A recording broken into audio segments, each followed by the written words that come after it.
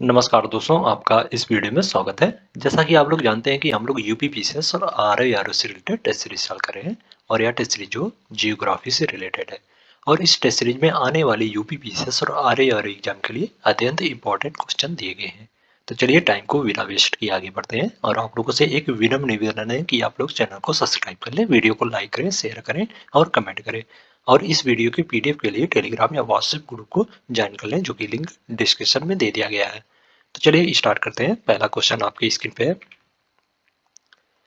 सिंधु नदी की सहायक नदियों के संबंध में निम्नलिखित कथनों पर विचार करें। पहला कथन है, विसर्प नदी जल भू आकृति की परिपक्व अवस्था से जुड़ी एक विशिष्ट विशेषता है। और दूसरा कथन है, कश्मीर की घाट में झेलम अभी भी अपनी युवा अवस्था में है और फिर भी घुमावदार धारियां बनाती है। और तीसरा कथन है, झेलम नदी में घुमावदार मोड़ जो स्थानीय आधार स्तर के कारण होते हैं। निम्नलिखित में से कौन सा कथन जो सही है? जम्मू और कश्मीर राज्य की राजधानी जो श्रीनगर है, झेलम नदी के तट पर स्थित है। श्रीनगर जो झेलम नदी के तट पर स्थित है। श्रीनगर में डल झील एक दिलचस्प भौगोलिक विशेषता प्रस्तुत करती है। कश्मीर की घाट में झेलम जो है अभी भी अपनी युवा अवस्था में है और अभी भी टेढ़े मेढ़े रूप से बनाती है। और नदी जो झेलम नदी जो भूमि के विकास के परिपक्व अवस्था से जुड़ी एक विशिष्ट विशेषता है। कश्मीर घाट में झेलम नदी में घुमाव जो तत्कालीन बड़ी झील द्वारा प्रदान किए गए स्थानीय आधार स्तर के कारण होता है, जिसका वर्तमान जो है वो डल झील एक छोटा हिस्सा है। तो इस प्रकार इसमें जो कथन 3 है और 2 है और 1 है, वो तीनों जो है इसमें सिंधु नदी की सहायक नदी झेलम के संदर्भ में सही है। विसर्प नदी जो है वो जली भू आकृति की परिपक्व अवस्था से जुड़ी एक विशिष्ट विशेषता है। तो इस प्रकार जो इसमें ऑप्शन डी है वो सही हो जाएगा। नेक्स्ट क्वेश्चन है, देश के नाम वाली सूची 1 को सूची 2 में उल्लेखित राजधानी के साथ सुमेलित करें। देश राजधानी कोलंबिया, कोलंबिया देश की राजधानी जो वो बोगोटा है। तो इस प्रकार 1 का 4 से सम्मिलित हो जाएगा। और क्रोएशिया, क्रोएशिया की राजधानी जो हो जाग्रेज है। जाग्रेब, जाग्रेब जो क्रोएशिया की राजधानी है। तो इस प्रकार 2 का 2 से सम्मिलित हो जाएगा। बहरीन, बहरीन की राजधानी जो मनामा है, मनामा। तो इसका जो 3 है वो 1 से सम्मिलित हो जाएगा। और साइप्रस, साइप्रस की राजधानी जो निकोसिया है, निकोसिया। तो इसका जो 4 है वो 3 से सम्मिलित हो जाएगा। तो इसमें 4 2 1 3, 4 2 1 3। तो इसका जो ऑप्शन बी है वो सही हो जाएगा इसमें। नेक्स्ट क्वेश्चन है, पृथ्वी पर जल के वितरण से संबंधित निम्नलिखित कथनों पर विचार कीजिए। पहला कथन है, बर्फ की चोटियों और ग्लेशियर में नमक की झीलों और वातावरण की तुलना में अधिक पानी होता है। और दूसरा कथन है, मीठे पानी की झीलों की तुलना में भूजल में कम पानी होता है। और तीसरा कथन है, झीलों में नदियों की तुलना में कम पानी होता है। ऊपर दिए गए कथनों में से कौन सा सही है? जल जो है इस क्रम में महासागरों से प्रारंभ होकर जैवमंडल तक जाते हैं। पहले जो महासागर में सबसे ज्यादा जल होता है, फिर बर्फ की चोटी या हिमनद में सबसे ज्यादा जल होता है दूसरे नंबर पे। तीसरे नंबर पे जो भूजल में, उसके बाद मीठे पानी की झीलें में, फिर लवड़ी झीलें में, फिर मृदा में नमी के कारण, और फिर बायोस्फेरिक जीव में, फिर वातावरण में, फिर आर्द्र भूमि में, और सबसे लास्ट में जो धारा एवं नदियों में सबसे कम पानी होता है। ओके, तो इस प्रकार जो कथन 3 है वो गलत हो जाएगा। इसमें बोला जा रहा है कि झीलों में नदियों की तुलना में जो कम पानी होता है, झीलों में जब बल्कि ज्यादा होता है नदियों की तुलना में। ओके, और मीठे पानी की झीलों की तुलना में जो भूजल में कम पानी होता है, जी नहीं, भूजल में जो सबसे ज्यादा, मतलब भूजल में जो मीठे पानी की तुलना में ज्यादा पानी होता है। तो इसका जो कथन 2 है वो गलत हो जाएगा। तो इसमें केवल एक सही है, तो इसका जो ऑप्शन ए है वो सही हो जाएगा इसमें। नेक्स्ट क्वेश्चन है, मुंबई में सूती वस्त्र उद्योग के विकास के लिए निम्नलिखित में से कौन सा कारक उत्तरदायी था? पहला कथन है, मुंबई में नम जलवायु का अनुभव होता है, सूती वस्त्र उद्योग के विकास के लिए अनुकूल है क्योंकि धागा जो है जल्दी नहीं टूटता। और दूसरा कथन है, मुंबई के भीतरी इलाके में काली कपास मिट्टी की उपलब्धता ने आवश्यक कच्चा माल उपलब्ध कराया। नीचे दिए गए गुण से सही उत्तर का चयन करें। मुंबई शहर में एक गर्म नम्र जलवायु है जो कपास उद्योग के लिए अनुकूल है। कच्चा माल आसानी से मिलना भी एक मुख्य कारण है मुंबई में सूती वस्त्र उद्योग के विकास के लिए। तो इस प्रकार इसमें दोनों कथन जो है वो सही है। मुंबई में सूती वस्त्र विकास के उद्योग के क्रम में विकास के क्रम में तो इस प्रकार जो ऑप्शन सी है वो सही हो जाएगा इसमें। ओके, इसमें ऑप्शन सी जो है वो सही हो जाएगा। मुंबई में बंदरगाह है जो उत्पादन के आयात और निर्यात में सहायक है। इसके अतिरिक्त कुशल श्रमिकों की उपलब्धता ने भी कपास उद्योग के विकास में महत्वपूर्ण भूमिका निभाई है। तो इसका जो ऑप्शन सी है वो सही हो जाएगा। नेक्स्ट क्वेश्चन है, देश में राष्ट्रीय राजमार्ग के संबंध में निम्नलिखित कथनों पर विचार करें। पहला कथन है, राष्ट्रीय राजमार्ग 27 पूर्व में पोरबंदर को भारत के पश्चिम भाग में स्थित सिलचर से जोड़ता है। और दूसरा कथन है, राष्ट्रीय राजमार्ग 44 देश का सबसे लंबा राजमार्ग है जो कारगिल को कन्याकुमारी से जोड़ता है। और तीसरा कथन है, भारत में राष्ट्रीय राजमार्ग का विकास और रखरखाव केंद्र सरकार द्वारा किया जाता है। नीचे दिए गए कूट से सही उत्तर का चयन कीजिए। भारत में सबसे लंबा राजमार्ग जो राष्ट्रीय राजमार्ग 44 है जो श्रीनगर से कन्याकुमारी को जोड़ता है, ना कि कारगिल को कन्याकुमारी से। तो इसका जो कथन एक है सॉरी कथन दो जो है वो गलत हो जाएगा। राष्ट्रीय राजमार्ग जो है वो राष्ट्रीय राजमार्ग 44 जो है देश का सबसे लंबा जलमार्ग है, सॉरी राजमार्ग है। और या जो है श्रीनगर को कन्याकुमारी से जोड़ता है, श्रीनगर को ना कि कारगिल को। तो इस पर जो कथन दो है वो गलत हो जाएगा इसमें। ओके, और राष्ट्रीय राजमार्ग संख्या 27 जो पश्चिम में पोरबंदर को पूरब में सिलचर से जोड़ता है।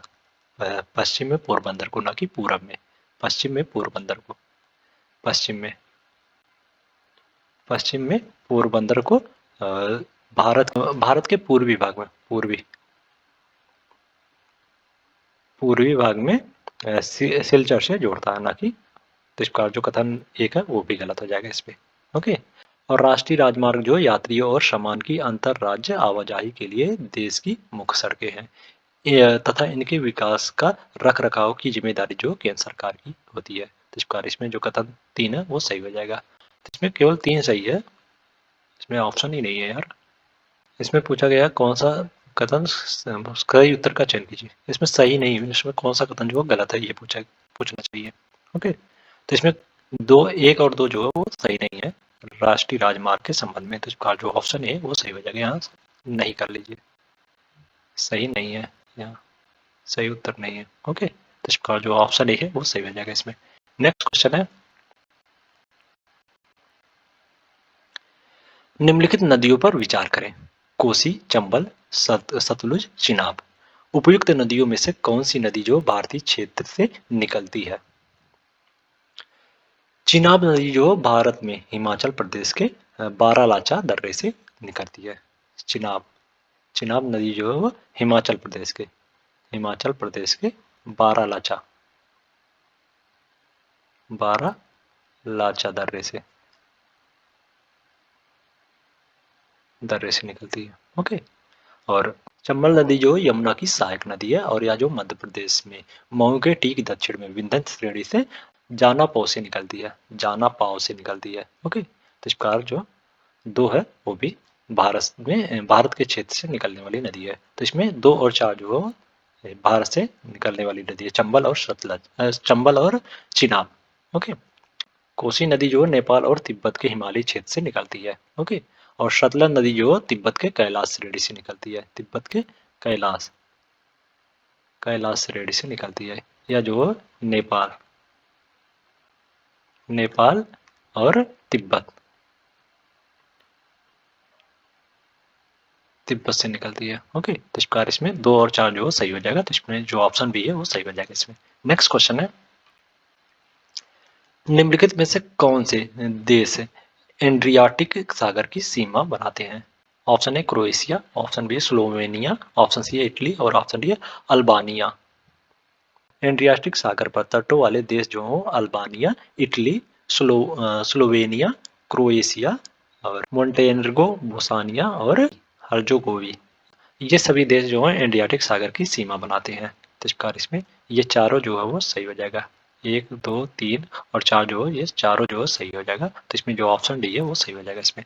नेक्स्ट क्वेश्चन है, भू आकृतियों के नामों वाली सूची वन का उन घटकों से मिलान करें जो उन्हें सूची 2 में सूचीबद्ध करते हैं। भू आकृति घटक। यारडांग।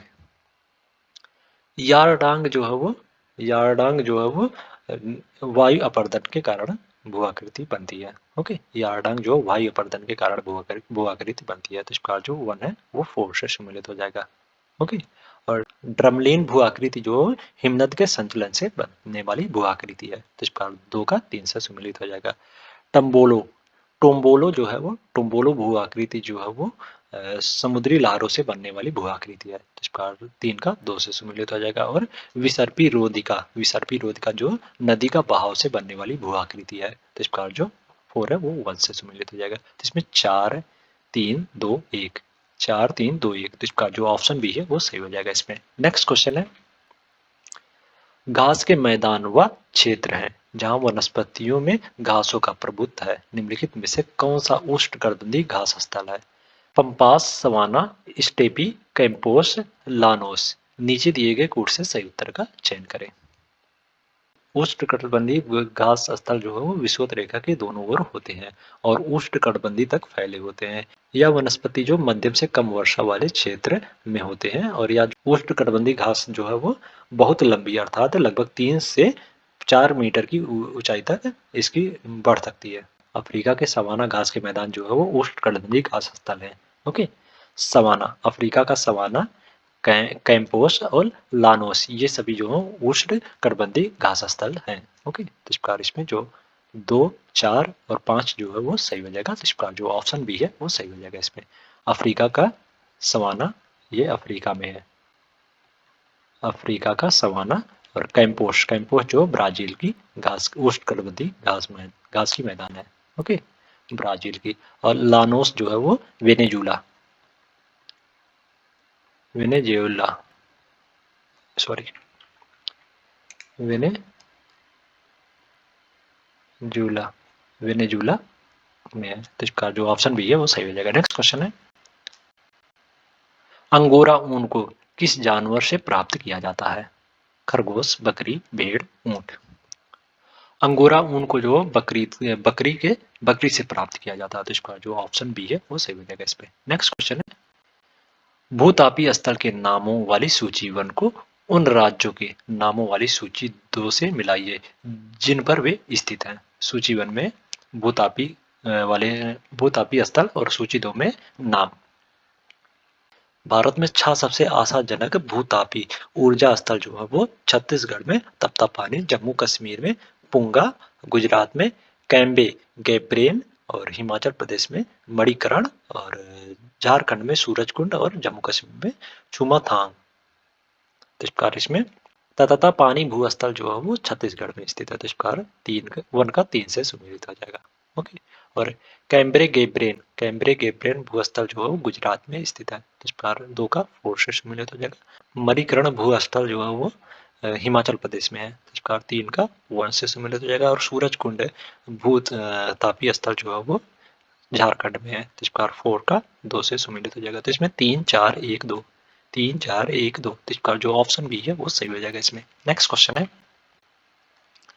सूची 1 में झरनों के नाम वाली सूची का मिलान उस राज्य के नाम से करें जहां वे स्थित हैं।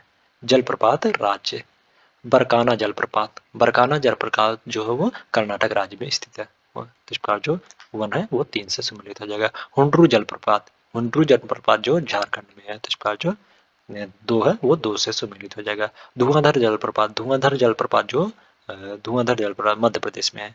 ओके, तो इस प्रकार 3 का 4 से सम्मिलित हो जाएगा। और विंडम जलप्रपात जो उत्तर प्रदेश में है। तो इस प्रकार जो 4 है वो 1 से सम्मिलित हो जाएगा। तो इसमें 3 2 4 1 3 2 3 2 4 1। तो इसका जो ऑप्शन डी है वो सही हो जाएगा इसमें। नेक्स्ट क्वेश्चन है, महाद्वीपों के नामों वाली सूची को सूची 2 के साथ सुमेलित करें जिसमें वे उच्चतम बिंदु हैं जहां वे स्थित हैं। सूची 1 में महाद्वीप और सूची 2 में उच्चतम बिंदु। दक्षिण अमेरिका का सबसे उच्चतम बिंदु जो हो अंकोंका गुहा है। तो इस प्रकार 1 का 1 से सम्मिलित हो जाएगा। ओके, और यूरोप का सबसे उच्चतम बिंदु जो है वो किलिमंजारो एल्ब्रूस पर्वत है। तो इस प्रकार जो 2 है वो 3 से सम्मिलित हो जाएगा। और अफ्रीका का सबसे उच्चतम बिंदु जो है किलिमंजारो है। तो इस प्रकार जो 3 है वो 4 से सम्मिलित हो जाएगा। और अंटार्कटिका का सबसे उच्चतम बिंदु जो विंसम मैसिफ है। तो इस प्रकार जो 4 है वो 2 से सम्मिलित हो जाएगा। तो इसमें 1 3 4 2 1 3 4 2। तो इस प्रकार जो ऑप्शन बी है वो सही हो जाएगा इसमें। नेक्स्ट क्वेश्चन है,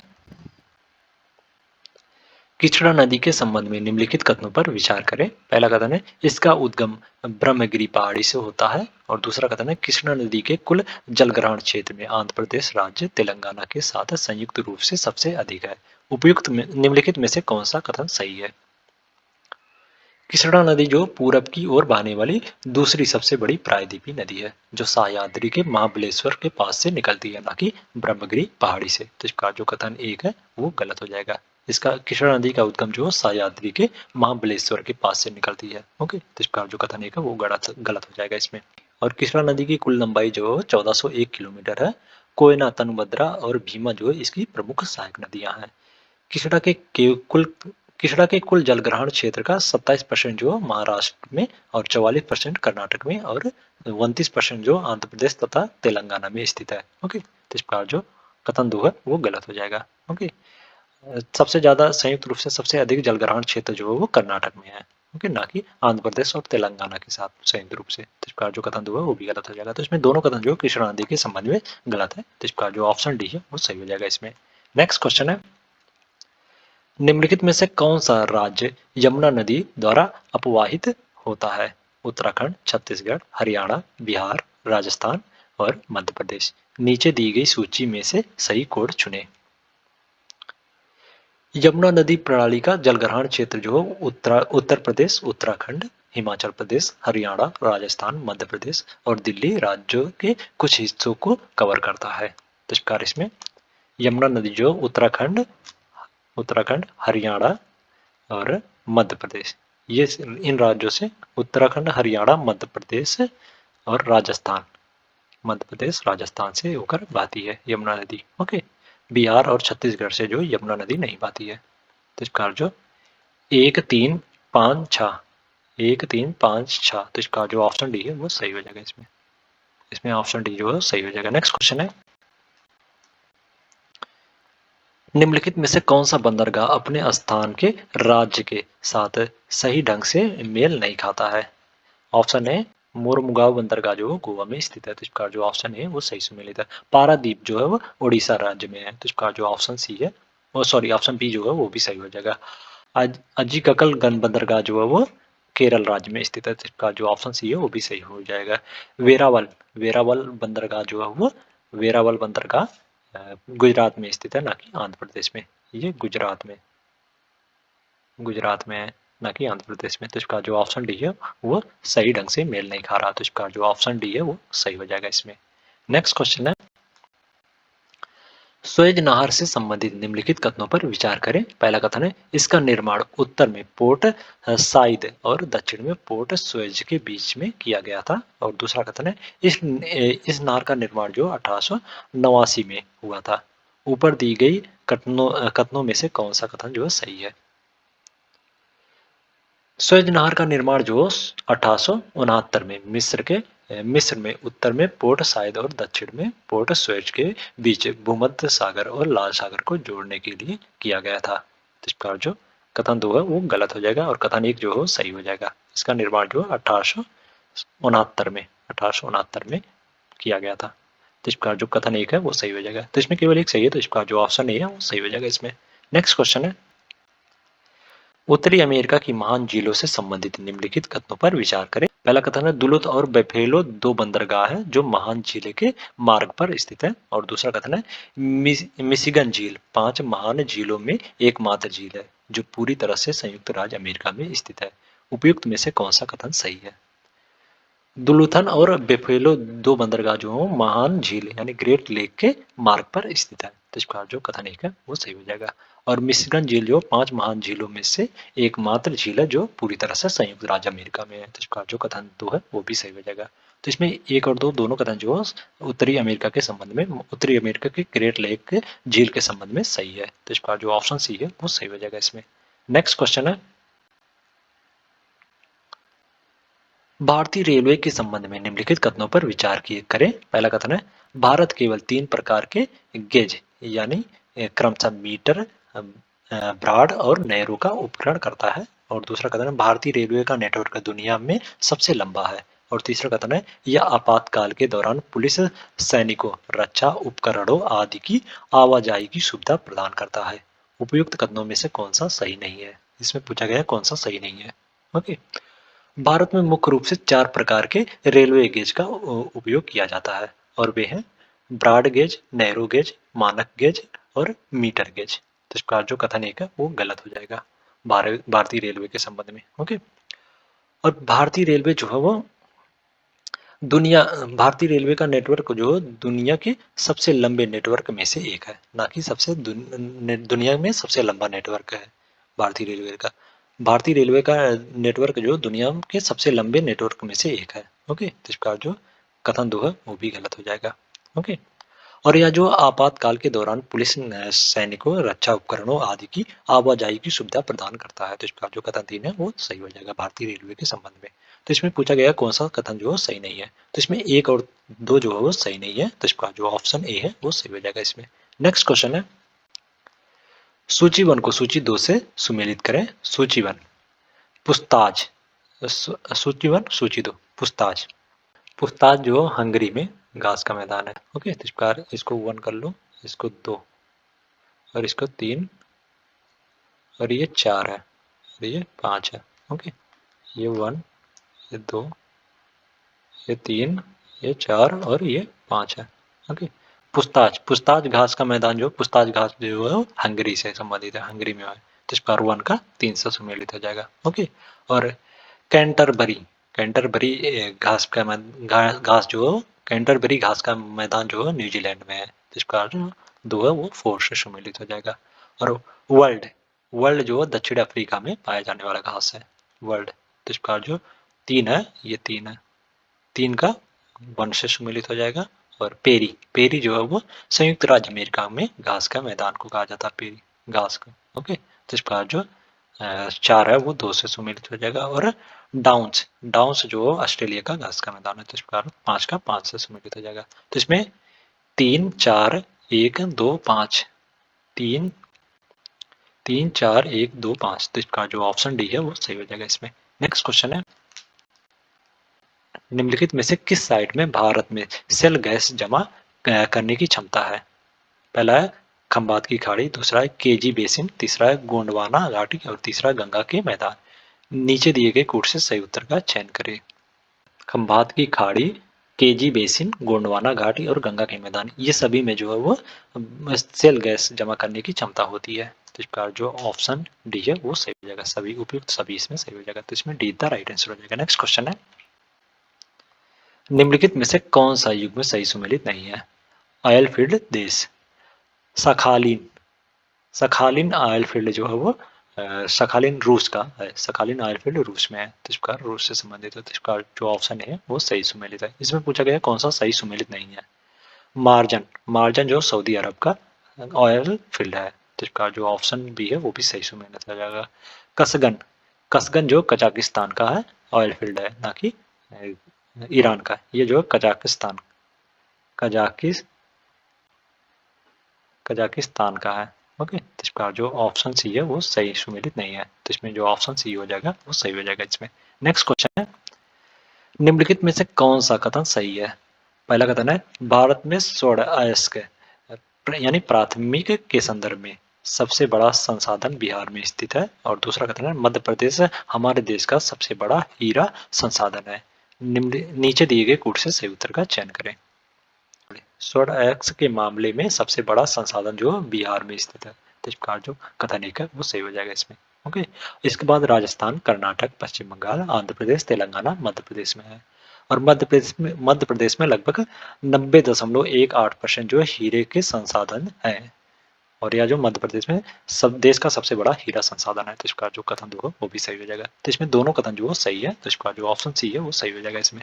नेक्स्ट क्वेश्चन, उष्णकटिबंधीय पर्णपाती जंगलों के संदर्भ में निम्नलिखित कथनों पर विचार करें। पहला कथन है शुष्क पर्णपाती वन देश के विशाल क्षेत्रों को कवर करते हैं, जहां वर्षा 100 से 150 सेंटीमीटर के बीच होती है। और दूसरा कथन है, जैसे ही शुष्क मौसम शुरू होता है, पेड़ पूरी तरह से अपने पत्ते गिरा देते हैं और जंगल एक विशाल घास के मैदान की तरह दिखाई देने लगता है, जिसके चारों ओर पेड़ हैं।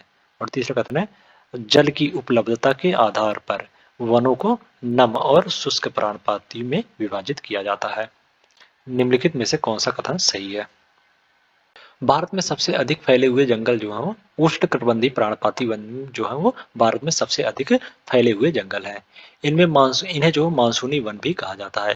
ये वन उन क्षेत्रों में फैले हुए हैं जहाँ वर्षा जो 70 से 200 सेंटीमीटर के बीच होती है, ना कि 100 से 150। ये वन जो 70 से 200 सेंटीमीटर के बीच वाले वर्षा क्षेत्र में फैले हुए हैं। तो इसका जो कथन एक है वो गलत हो जाएगा इसमें। ओके। और जैसे जैसे शुष्क मौसम शुरू होता है, ये उष्णकटिबंधीय पर्णपाती वन जो है वो पूरी तरह से अपने पत्ते गिरा देते हैं और जंगल एक जो विशाल घास के मैदान की तरह दिखाई देने लगता है, जिसके चारों ओर पेड़ होता है। तो इसका जो कथन हुआ वो सही हो जाएगा।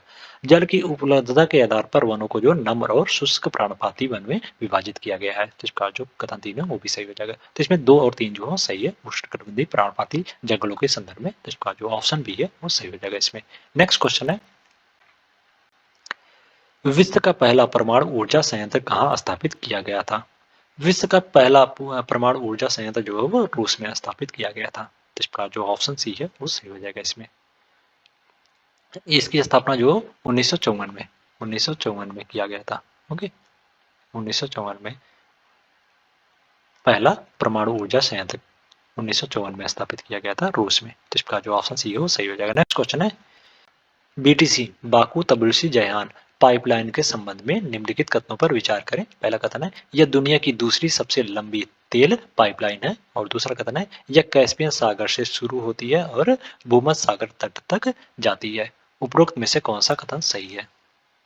बीटीसी पाइपलाइन जो दुनिया की दूसरी सबसे लंबी तेल पाइपलाइन है। तो इसका जो कथन एक है वो सही हो जाएगा। और यह जो कैस्पियन सागर से शुरू होती है और भूमध्य सागर के तट तक जाती है। तो इसका जो कथन 2 है वो भी सही हो जाएगा। तो इसमें दोनों कथन जो है बीटीसी पाइपलाइन के संबंध में सही है। तो इसका जो ऑप्शन सी है वो सही हो जाएगा इसमें।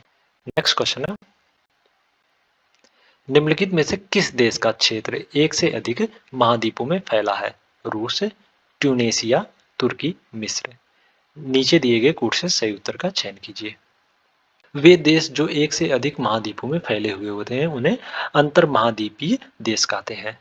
जैसे तुर्की, रूस और मिस्र जो है अंतर महाद्वीपीय देश के उदाहरण है।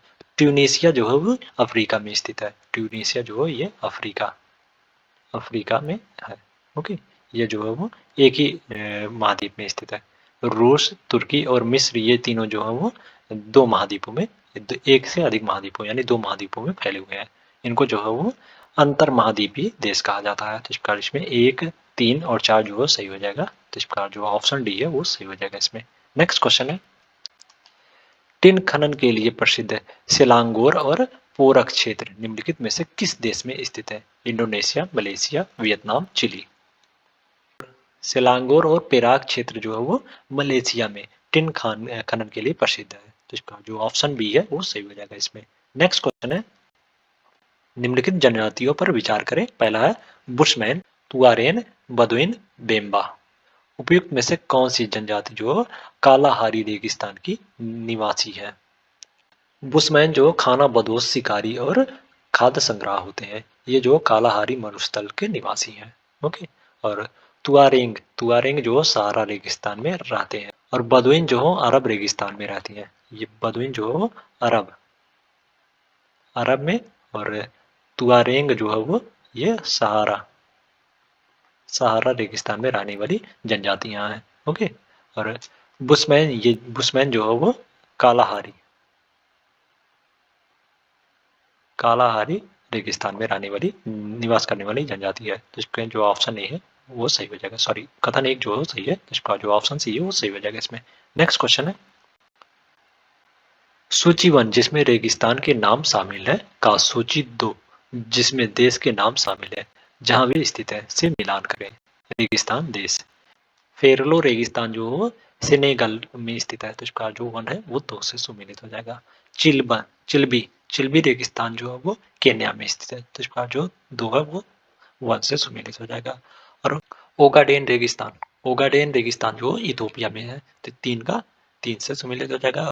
और सोनोरन रेगिस्तान जो संयुक्त राज्य अमेरिका में स्थित है, तो इसका 4 का 4 से सुमेलित हो जाएगा। तो इसमें 2 1 3 4 2 1 3 4, तो इसका जो ऑप्शन बी है वो सही हो जाएगा इसमें। नेक्स्ट क्वेश्चन है, निम्नलिखित पहाड़ियों को उत्तर से दक्षिण की ओर व्यवस्थित करें। वनुकोंडा, जवादी, नल्लामाला, वडुसाद।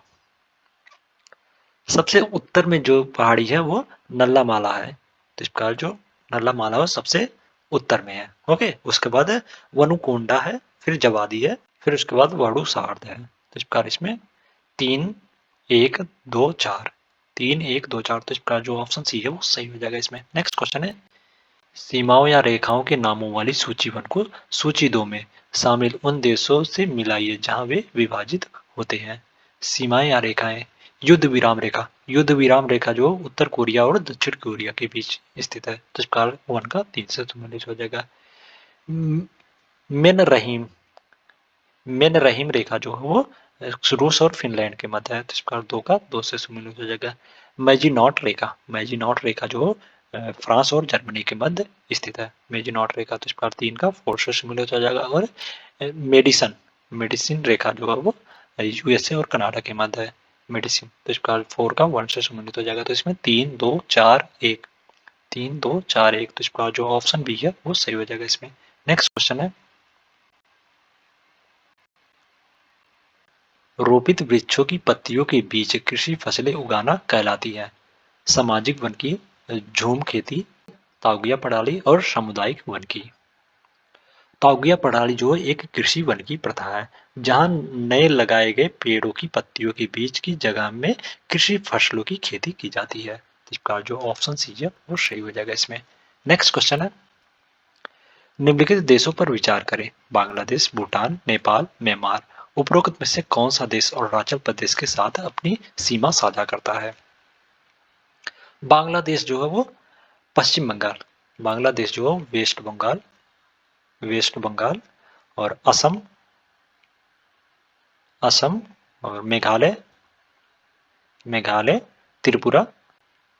त्रिपुरा और मिजोरम के साथ अपनी सीमा साझा करता है। ओके, और भूटान जो है वो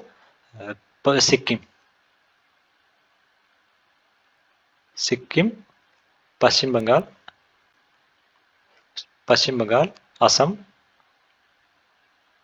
असम और अरुणाचल प्रदेश के साथ सीमा साझा करता है।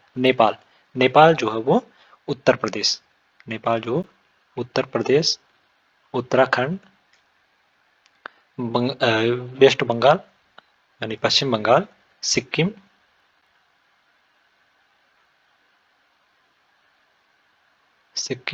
और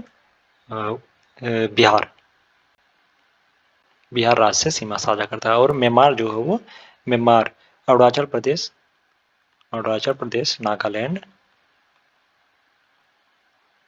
नागालैंड और मणिपुर, मिजोरम, इन सबसे सीमा साझा करता है। तो इसमें भूटान और म्यांमार जो अरुणाचल प्रदेश से सीमा साझा करने वाला देश है।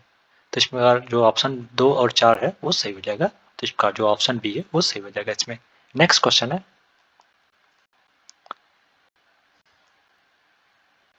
सूची 1 में हवाओं के नाम को सूची 2 में उन देशों के नाम के साथ मिलाएं जिसमें वे बहती हैं। पवन देश। ट्रामोटेन हवाएं जो है वो इटली में बहने वाली हवाएं हैं, तो इसका जो 1 है वो 4 से सम्मिलित हो जाएगा। सोलानो सोलानो हवाएं जो है वो स्पेन में बहने वाली हवाएं हैं, तो इसका जो 2 है वो 1 से सम्मिलित हो जाएगा।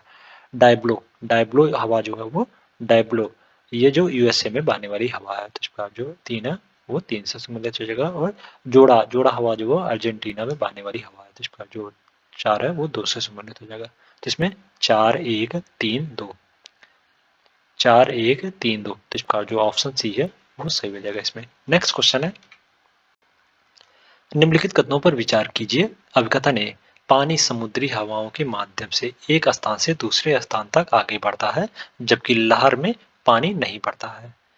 कारण आर में कहा जा रहा है कि लहर वास्तव में ऊर्जा है, ना कि पानी, जो समुद्र की सतह पर चलती है। नीचे दिए गए कोड से सही उत्तर चुनिए। जल जो समुद्री धाराओं के माध्यम से एक स्थान से दूसरे स्थान की ओर आगे बढ़ता है, जबकि लहरों में पानी जो है नहीं चलता है, बल्कि तरंग जो है आगे बढ़ती है। तो इसका जो अपकथन है वो सही हो जाएगा इसमें। लहरें जो वास्तव में ऊर्जा है, ना कि पानी, जो समुद्र की सतह पर चलती है।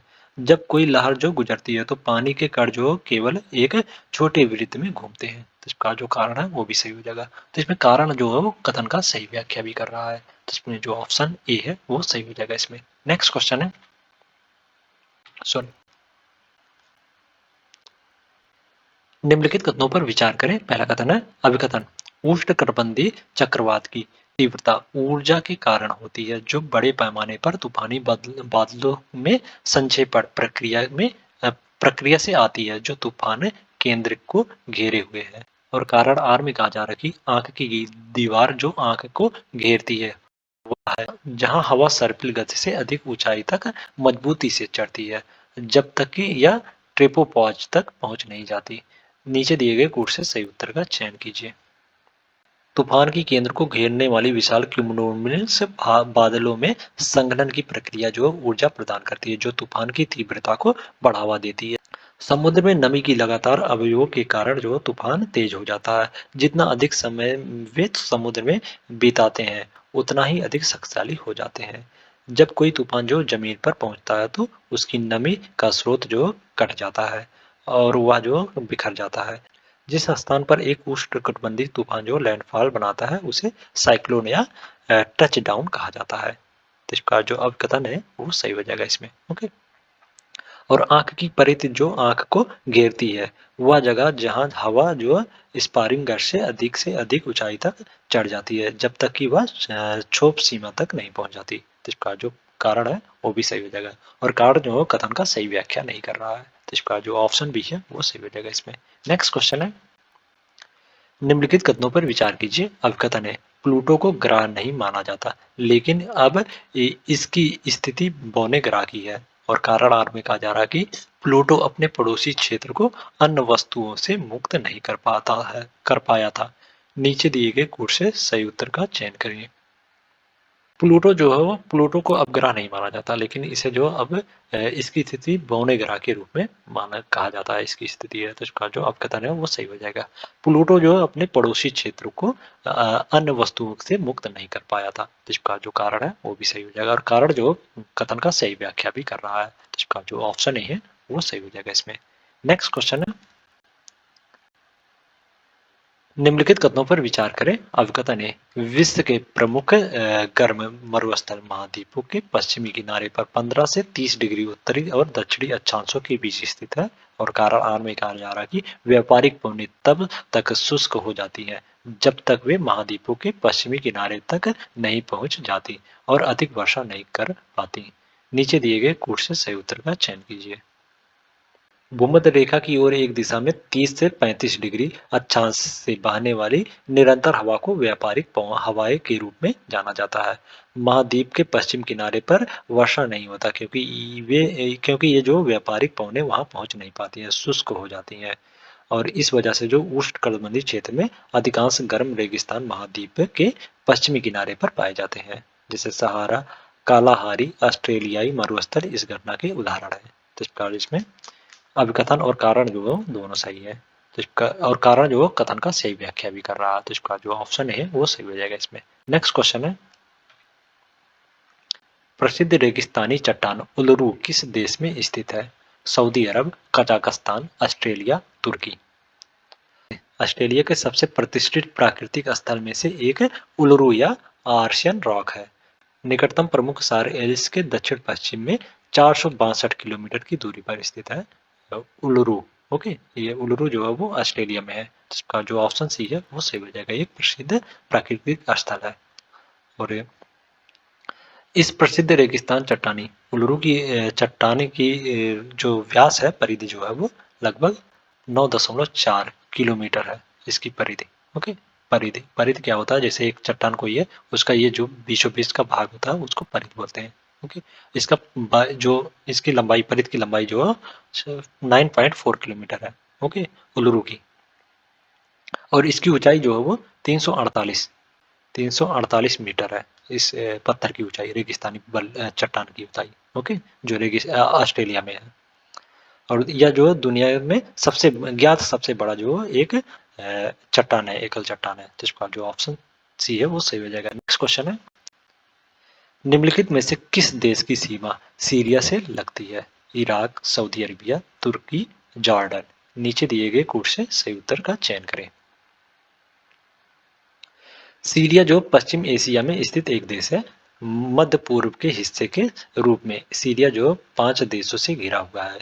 उत्तर में सीरिया तुर्क के साथ सीमा साझा करता है, और पश्चिम में लेबनान, और पूरब में इराक, जॉर्डन अपने दक्षिण क्षेत्र के साथ जो सीरिया जो सीमा साझा करता है। इजराइल जो है लेबनान के नीचे है। इस तरह जो है सीरिया की दक्षिण पश्चिमी सीमा के एक हिस्से के साथ जो है इजराइल भी सीमा साझा करता है। तो इसमें ये चारों जो है वो सीरिया से सीमा साझा करने वाले देश हैं। तो जो सॉरी, सऊदी अरबिया नहीं है। सऊदी अरबिया जो सीरिया से सीमा साझा करने वाला देश नहीं है। तो इसका जो इसमें 1, 3 और 4 जो सही हो जाएगा। तो इसका जो ऑप्शन सी है वो सही हो जाएगा इसमें। नेक्स्ट क्वेश्चन है, निम्नलिखित में से कौन से दर्रे और पर्वत श्रृंखलाएं सही सुमेलित है? बनिहाल दर्रा जो है वो पीर पांचल में स्थित है। तो इसका जो ऑप्शन ए है वो सही सुमेलित है। फोटोला फोटोला दर्रा जो है वो फोटोला दर्रा जो है वो ये जास्कर रेंज में स्थित है, ना कि लद्दाख में। ये जो है जास्कर जास्कर रेंज में स्थित है, ना कि लद्दाख में। तो इसका जो कथन तो वो गलत हो जाएगा। जोजिला दर्रा जो वृहद हिमालय या महान हिमालय में स्थित है। तो इसका जो कथन 3 है वो भी सही हो जाएगा। और खारदुंगला दर्रा जो वो लद्दाख में है। लद्दाख लद्दाख में है। तो इसका जो कथन 4 है वो भी गलत हो जाएगा। तो इसमें पूछा गया कौन सा दर्रे और पर्वत श्रृंखलाएं जो सही सुमेलित है। तो इसमें 1 और 3 जो सही सुमेलित है। तो इसका जो ऑप्शन ए है वो सही हो जाएगा इसमें। नेक्स्ट क्वेश्चन है, मक्का की उच्च उत्पादकता के लिए जाना जाने वाली प्रसिद्ध मक्का त्रिभुज कहाँ स्थित है? संयुक्त राज्य अमेरिका, दक्षिण अफ्रीका, ब्राजील, स्पेन। दक्षिण अफ्रीका में वेल्डस को मक्का त्रिभुज के रूप में जाना जाता है, क्योंकि मक्का का उत्पादन जो अधिक मात्रा में यहीं होता है। लिंचनबर्ग जो मक्का त्रिकोण के केंद्र में स्थित है, जो दक्षिण अफ्रीका में मुख्य मक्का उत्पादन वाला क्षेत्र है। तो इसका जो ऑप्शन बी है वो सही हो जाएगा इसमें। नेक्स्ट क्वेश्चन है, निम्नलिखित जोड़ों पर विचार करें। नदी उद्गम स्थल बेतावा। बेतावा नदी का उद्गम स्थल जो विंध्यन रेंज है। विंध्यन रेंज से बेतावा जो उद्गम हुआ है, ना कि अरावली श्रेणी से। तो इसका जो कथन एक है वो सही नहीं है। ओके, पेरियार पेरियार नदी का उद्गम स्थल जो शिवगिरी हिल्स है, ना कि जवादी पहाड़ी है। शिवगिरी हिल्स से पेरियार का उद्गम हुआ है, पेरियार नदी का। तो इसका जो कथन तो वो भी गलत हो जाएगा। भारतपुड़ा भारतपुड़ा नदी का उद्गम स्थल जो अन्नामलाई रेंज है। तो इसका जो कथन 3 है वो सही सुमेलित है। और कावेरी नदी का उद्गम स्थल जो ब्रह्मगिरी पहाड़ी है। ब्रह्मगिरी पहाड़ी से कावेरी नदी का उद्गम हुआ है। तो इसका जो कथन 4 है वो भी सही हो जाएगा। तो इसमें 3 और 4 जो सही सुमेलित है। तो इसका जो ऑप्शन डी है वो सही हो जाएगा इसमें। नेक्स्ट क्वेश्चन है, फसलों के नाम वाली सूची वन को सूची 2 के साथ सुमेलित करें, जिसमें मिट्टी के प्रकार शामिल है जिसमें वे उगते हैं। गेहूं गेहूं जो है वो रेगुर मिट्टी में दोमट मिट्टी में सबसे ज्यादा अपनी उत्पादकता देता है। दोमट मिट्टी में। ओके, तो इस प्रकार इसमें जो वन है वो 2 से सुमेलित हो जाएगा। कपास के उत्पादन के लिए जो रेगुर मिट्टी या काली मिट्टी अच्छी होती है कपास उत्पादन के लिए। तो इस प्रकार जो 2 है वो 3 से सुमेलित हो जाएगा। और कॉफी के लिए जो अच्छे जल निकास वाली दोमट मिट्टी होती है, वो इसके लिए अधिक उपयोगी होती है। कॉफी के लिए अच्छी जल निकास वाली दोमट मिट्टी। तो इसका जो 3 है वो 4 से सम्मिलित हो जाएगा। और चाय के लिए अम्लीय दोमट मिट्टी अधिक उपयोगी होती है। तो इसका जो 4 है वो 1 से सम्मिलित हो जाएगा। तो इसमें 2, 3, 4, 1 2, 3, 4, 1। तो इसका जो ऑप्शन भी है वो सही हो जाएगा इसमें। नेक्स्ट क्वेश्चन है, निम्नलिखित कथनों पर विचार कीजिए। पहला कथन है, सिस्मोग्राफ से टकराने वाली पहली लार एस वेव यानी एस तरंगे हैं। और दूसरा कथन है, एस तरंगे केवल ठोस पदार्थ के माध्यम से ही चल सकती हैं, और तीसरा कथन है पी तरंगे माध्यम को उसी दिशा में हिलाती हैं जिस दिशा में वे फैल रही हैं।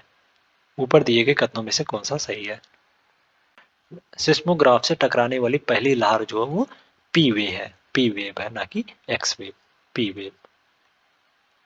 वेव है। ओके, तो इसका जो कथन एक है वो गलत हो जाएगा इसमें। ओके, इस तरंगे जो केवल ठोस पदार्थ के माध्यम से ही चल सकती हैं, तो इसका जो कथन दो है वो सही हो जाएगा इसमें। और पी तरंगे माध्यम को उसी दिशा में हिलाती हैं जिस दिशा में वे फैल रही हैं, तो इसका जो कथन 3 है वो भी सही हो जाएगा। तो इसमें 2 और 3 जो केवल सही है, तो इसका जो ऑप्शन सी है वो सही हो जाएगा इसमें। नेक्स्ट क्वेश्चन है, शहरों का चयन करें और निम्नलिखित शहरों की राजधानी को कर्क रेखा के उनके संबंधित राज्य के पश्चिम से पूरब की ओर गुजरने के क्रम में व्यवस्थित करें। जयपुर, अगरतला, रायपुर, इम्फाल, आइजोल, शिलांग। जयपुर शहर जो है कर्क रेखा पर स्थित है सबसे उत्तर में। फिर उसके बाद रायपुर, फिर उसके बाद अगरतला, फिर उसके बाद आइजोल। ओके, तो इस प्रकार इसमें 1 3 2 5 1 3 2 5, तो इसका जो ऑप्शन बी है वो सही हो जाएगा इसमें। नेक्स्ट क्वेश्चन है, भारत में निम्नलिखित में से किस पठार को भारत का रूहर कहा जाता है? दंडकारण्यक पठार, बी करबी अंग्लो पठार, छोटा नागपुर का पठार, विंध्यन पठार। छोटा नागपुर का पठार जो भारतीय प्रायद्वीप के उत्तर पूर्वी भाग में स्थित है और इसमें झारखंड, छत्तीसगढ़ और पश्चिम बंगाल के क्षेत्र शामिल है। चूंकि यह क्षेत्र जो लौह अयस्क जैसे कई खनिज संसाधनों से समृद्ध है, इसलिए इसे भारत का रूहर कहा जाता है और इसे जो है भारत का खनिज हृदय भूमि भी कहा जाता है। इसका जो ऑप्शन सी है वो सही हो जाएगा। नेक्स्ट क्वेश्चन है, सूची 1 में पर्वत के नाम वाली सूची 1 का मिलान सूची 2 में वर्णित पर्वतों के प्रकार से करें। पर्वत और पर्वत प्रकार। अल्पास पर्वत जो है वो मोरदालिन फोल्ड माउंटेन का उदाहरण है। अल्पास पर्वत, तो इसका जो 1 है वो 4 से सम्मिलित हो जाएगा। 1 जो है वो 4 से सम्मिलित हो जाएगा। वोसगेल पर्वत जो है वो ब्लॉक पर्वत का उदाहरण है। वोसगेल पर्वत, तो इसका जो 2 है वो 2 से सम्मिलित हो जाएगा। राजमहल की पहाड़ियां जो अवशिष्ट पर्वत का उदाहरण है, तो इसका 3 से सम्मिलित हो जाएगा। और माउंट रेनियर जो है वो ज्वालामुखी पर्वत का उदाहरण है, तो इसका जो 4 है वो 1 से सम्मिलित हो जाएगा। तो इसमें 4 2 3 1 4 2 3 1, तो इसका जो ऑप्शन सी है वो सही हो जाएगा इसमें। नेक्स्ट क्वेश्चन है, घाट के नामों वाली सूची 1 को राज्य या केंद्र शासित प्रदेशों के नामों वाली सूची 2 से मिलाइए। घाटी राज्य और संघ राज्य क्षेत्र। नाथांग घाटी जो सिक्किम में स्थित है, तो इसका जो 1 है वो 3 से सम्मिलित हो जाएगा। सुरु घाटी जो लद्दाख में स्थित है, तो इसका जो 2 है वो 4 से सम्मिलित हो जाएगा। और सोलंग घाटी जो है वो हिमाचल प्रदेश में स्थित है। सोलंग घाटी हिमाचल प्रदेश में, तो इसका जो 3 है वो 1 से सम्मिलित हो जाएगा। और शोर घाटी जो है वो उत्तराखंड में स्थित है, तो इसका जो 4 है वो 2 से सम्मिलित हो जाएगा। तो इसमें 3 4 1 2 3 4 1 2, तो इसका जो ऑप्शन डी है वो सही हो जाएगा इसमें। तो आज के लिए इतना ही। अगले नेक्स्ट वीडियो में हम लोग नेक्स्ट टेस्ट सीरीज लेके आएंगे। अगर वीडियो अच्छी लगी हो तो वीडियो को लाइक कर दें और इसी प्रकार के वीडियो के लिए चैनल को सब्सक्राइब कर लें। Thank you so much.